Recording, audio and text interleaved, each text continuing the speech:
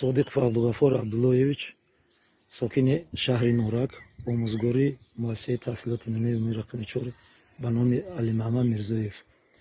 امروزها در برابر تمام مردم سربلند تاجیک شکرگزار از آن هستیم که در یکی از دولت‌های بسیار مترقی دنیا که از دولت‌هایی که در آنجا صلح و صلاح، امنیت، همدیگر فهمی هویداست زندگی و فعالیت داریم.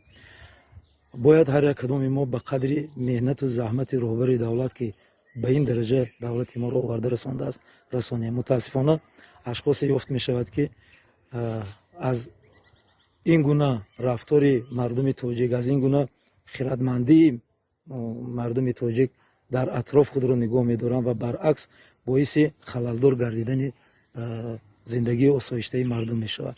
خیلی که به همگان معلوم است تا چند روز است که در شهر خوروق یک واقعه غیر چشم داشت، یک واقعه که گفتن ممکن است بسیار با خصلت و رفتار انسانی نمی ارزد راه داده ایستادند. به این مردم از نام تمام ساکنان شهر نورک مراجعت کرده گفتنی هستم که رفتاری که عین زمان شما کرده ایستاده مردم شرفمند شهر خوروق این رفتار نادرست است.